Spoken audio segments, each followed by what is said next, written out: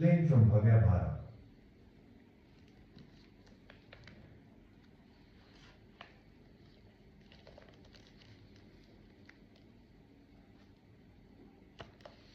महाराज दिलीप।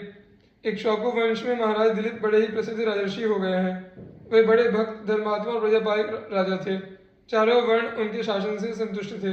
महाराज को सभी प्रकार के सुख थे, किंतु उनके कोई संतान नहीं थी। एक बार ये इसके लिए अपने कुलगुरु महर्षि वशिष्ठ जी के आश्रम पर गए और अपने आने का कारण बताकर उनसे उपाय पूछा। महर्षि वशिष्ठ ने दिव्य दृष्टि से सब बातें समझकर कहा, राजन, आप एक बार देवासुर संग्राम में गए थे। वहां से लौटकर जब आप आ रहे थे तब रास्ते में आपको सुरनंदिनी कामधेनु मिली। आपके सामने होने पर भी आपकी दृष्टि उन पर नहीं पड़ी, इसलिए आपने उन्हें प्रणाम नहीं किया। कामधेनु ने इसे अभिनय समझकर आपको संतानहीन का शाप दे दिया। अतः अब आप गो सेवा करें। भगवान ने चाहा तो आपका मनोरथ शीघ्र ही पूरा होगा। गुरु की आगे सुधार कर महाराज अपनी महारानी के सहित गौ की सेवा में लग गए। उन्होंने गौ सेवा के प्रभाव से यथा समय उनके पुत्र उत्पन्न हुआ। यही बालक रघुकुल का प्रतिष्ठाता रघु नाम से विख्यात हुआ। श्री पुरुजी पौरव वंश के प्रवर्तक आदि पुरुष थे। इनका गुरुजनों के प्रति बड़ा आदर भाव था। जिस समय इनके पिता राजा ययाति अपनी वृद्धावस्था के बदले पुत्रों से उनकी युवावस्था मांग रहे थे और सभी पुत्रों ने अस्वीकार कर दिया, तब राजा ने अपने सबसे छोटे पुत्र पुरु से कहा। उस समय पुरु ने गुरुराज्ञा गरियसी का बड़ा सुंदर प्रतिपादन किया है। यथा गुरोर्वै वचनम पुण्यम स्वर्गय मायुष्करम नृणाम गुरु प्रसादात् त्रैलोक्य मनवशासच्छत क्रतुः गुरोरनुमतिं प्राप्य सर्वान् कामानवाप्नुयात्। महाभारत। गुरुजनों की आज्ञा का पालन मनुष्यों के लिए पुण्य, स्वर्ग तथा आयु प्रदान करने वाला है। गुरु के ही प्रसाद से इंद्र ने तीनों लोगों का शासन किया है। गुरु स्वरूप पिता की अनुमति प्राप्त करके मनुष्य संपूर्ण कामनाओं को प्राप्त कर लेता है। यह कहकर पुरु ने सहर्ष अपनी व्यवस्था पिता को देकर बदले में उनके बुढ़ापे को स्वीकार कर लिया, जिससे कि महान यश के भागी हुए। इनको गुरुजनों की कृपा से परावर तत्व का ज्ञान था। इस कारण ये जगत प्रपंच से सर्वदा अनासक्त रहे। श्रीमद् गोस्वामी तुलसीदास जी ने इनका पितृभक्त रूप में स्मरण किया है। यथा तनय जजाति ही जौवन दयौ पितु आज्ञा अजसु न भयौ। पुरु जी के वंश में बहुत से राजर्षि और ब्रह्मर्षि भी हुए हैं। श्री यदु जी, ये राजा ययाति के प्रथम पुत्र थे, जो देवयानी के गर्भ से उत्पन्न हुए थे। ये यादव वंश के प्रवर्तक राजा हुए। इन्हीं के वंश में स्वयं भगवान श्री कृष्ण का प्रादुर्भाव हुआ था। ये बड़े धर्मागे तथा धर्मशील थे। यथा अवधूतम द्विजम कंचित चरंत मुकुतो भयम कविम निरीक्ष्य तरुणम यदु प्रपच्छ धर्मविद। श्रीमद् भागवत 11:7-25।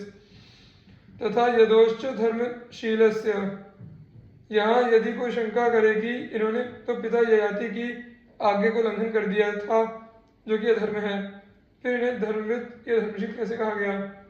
इसका समाधान यह है कि इन्होंने मुख्य धर्म भगवत भक्ति को प्राधान्य देकर सामान्य धर्म पित्राज्ञा पालन को अस्वीकार किया था, अतः अधर्म नहीं है। वास्तविक धर्म तो भगवत भक्ति ही है। यथा धर्मो मद भक्ति कृत प्रोक्तो। और पिता की आज्ञा मानकर जरावस्था को स्वीकार करने से भगवत भजन में बाधाएं पड़ती। जरावस्था साधनोपयोगी नहीं कही गई है। अतः इन्होंने पिता की आज्ञा को नहीं माना। पुनः परम पिता परमात्मा की सेवा में दत्त चित्त यदु ने यदि लौकिक पिता के वचन को नहीं माना तो कोई दोष नहीं। सामान्य धर्म से विशेष धर्म श्रेष्ठ है। पुनः राजा ययाति के आगे पालन में यदु को महान अनौचित्य यह दिखाई पड़ा कि मुझ पुत्र की अवस्था से माता के साथ भोग विलास करना चाहते हैं, जो कि सर्वथा धर्म के प्रतिकूल है। पुनः हरिवंश पुराण में वर्णन आता है कि श्री यदु जी ने किसी ब्राह्मण को उनके अनिर्दिष्ट कार्य की पूर्ति का वचन दे दिया था। जरावस्था के अंगीकार करने पर वह कार्य संपादन असंभव हो जाता, इसलिए भी पिता की आज्ञा नहीं मानी। इसमें यदु जी की ब्रह्मण्यता प्रदर्शित होती है। पुनः यदि श्री यदु जी ने पिता की एक आज्ञा नहीं मानी तो उसके प्रायश्चित के लिए संपूर्ण जीवन धर्माचरण में बिताया, और इनकी धर्मशीलता का परम प्रमाण तो यह है कि स्वयं भगवान ने इनके कुल में जन्म लिया। श्री यदु जी महाराज भगवान दत्तात्रेय जी से ज्ञान प्राप्त कर जीवन मुक्त हो गए थे। श्री गुह निषाद जी, ये भगवान श्री राम जी के अत्यंत प्रिय सखा थे। जाति के निषाद एवं श्रृंगवेरपुर के राजा थे। शिव पुराण में इनका पूर्व जन्म का प्रसंग प्राप्त होता है। कथा इस प्रकार से है। एक जंगल में गुरुध्रुव नाम का एक भील रहता था। जीवों की हिंसा करना उसका सहज कर्म बन गया था। उसी से वह परिवार का पालन पोषण करता था। महाशिवरात्रि का दिन था। वह प्रातः काल ही शिकार की टोह में घर से निकल पड़ा, परंतु दैव योग से उस दिन उसे कुछ नहीं मिला। संध्या हो गई। घर के लोग भूखे बाट देखते होंगे, अतः अश्वमेव कुछ लेकर ही लौटना चाहिए। यह विचार कर वह भील एक जलाशय के समीप के बेल के वृक्ष पर चढ़ गया। उसके नीचे एक शिवलिंग था। रात्रि के समय, रात्रि के प्रथम प्रहर में एक हरिणी जल पीने के लिए जलाशय पर आई। भील हर्षित होकर अपना धनुष बाण संभालने लगा। इसी में उसके शरीर के हिलने से कंधे पर लटकती हुई जल भरी तुम्बी से कुछ जल छलककर श्री शिवलिंग पर जा पड़ा, तथा धनुष बाण संचालन से बिलपत्र भी टूटकर शिवलिंग पर जा पड़ा। इस अचानक संपादित हुए सुकृत से उस भील का बहुत सा पाप तत्काल नष्ट हो गया। इतने में हरिणी की दृष्टि व्याध पर गई। वह उसके अभिप्राय को समझकर बोली, व्याध, मैं अपने बच्चों को, अपनी बहन को अथवा स्वामी को सौंप कर अभी आती हूँ। फिर तुम मुझे मारकर अपनी जरूरपूर्ति कर लेना।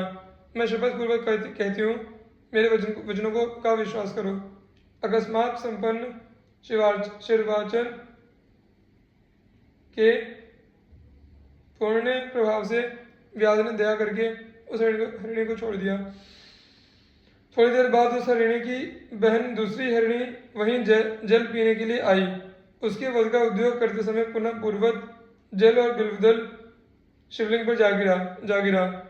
इस हरिणी ने भी व्याध से पहली हरिणी के समान ही वार्ता की। व्याध ने इसे भी छोड़ दिया। इतने में एक हृष्ट पुष्ट हरिण जलाशय की ओर आते दिखाई पड़ा। पुनः उसके भी वधोद्योग में सहज शिवार्चन संपन्न हो गया। वध का अभिप्राय समझकर हिरण्य ने भी यही निवेदन किया कि मैं अभी अभी अपने बच्चों को उनकी माता के हाथों सौंप कर आता हूँ। व्याध यद्यपि स्वयं बहुत भूखा था, परिवार के लोग अत्यंत क्षुधार्त होकर उसके आने की बाट देख रहे थे, परंतु श्री शिव जी की कृपा से उसके समस्त पाप नष्ट हो गए थे। हृदय शुद्ध हो गया था। शिवरात्रि के दिन उसने जो अनायास व्रत एवं शिवार्चन कर लिया था, उसके फलस्वरूप उसे आशुतोष और ऑर्डरदानी शिव की कृपा प्राप्त हो गई थी। व्याध ने दया परवश हो मृग को भी छोड़ दिया।